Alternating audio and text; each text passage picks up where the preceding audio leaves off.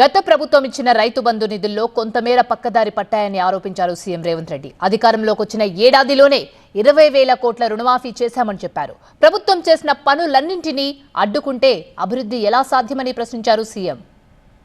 వాళ్ళు ఇచ్చిన 72,000 కోట్లల్ల 22,000 కోట్ల రూపాయలు జాతీయ రహదారులకు, రియల్ ఎస్టేట్లో ప్లాట్లు అమ్మిన వాళ్లకు, క్రషర్లకు, మైనింగ్లకు, రాళ్లకు, రప్పలకు, కొండలకు, గుట్టలకు దొంగ పాస్ పుస్తకాలు తయారు చేసుకొని వేలాది కోట్ల రూపాయలు కొల్లగొట్టిండ్రు అధ్యక్ష. మొదటి సంవత్సరంలో 25,35,963 మంది రైతులకు 20,616 కోట్ల 89 లక్షలు నా ప్రభుత్వం, మా ప్రభుత్వం, ప్రజా ప్రభుత్వం రైతు రుణమాఫీ చేసి రైతుల రుణం తీర్చుకున్నాం అధ్యక్ష.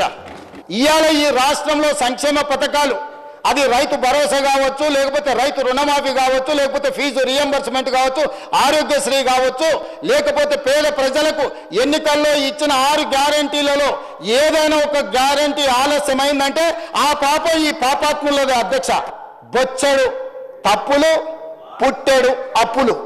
వాళ్ళు చేసిన తప్పులను సరిదిద్దడానికి, వాళ్ళు తెచ్చిపెట్టిన అప్పులను కట్టడానికి, అప్పులు కట్టడానికి మళ్ళీ అప్పులు చేయాల్సి వచ్చింది అధ్యక్ష.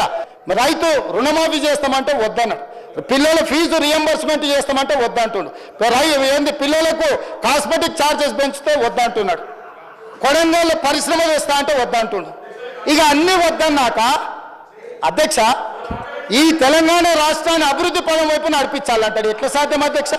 ఎట్లా సాధ్యం మీరు చెప్పండి అధ్యక్ష?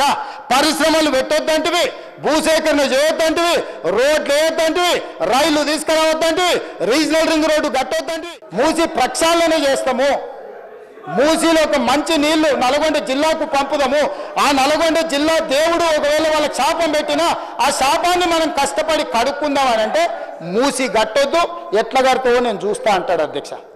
ఇదేనా అధ్యక్ష ప్రధాన ప్రతిపక్షం చేయాల్సిన పని?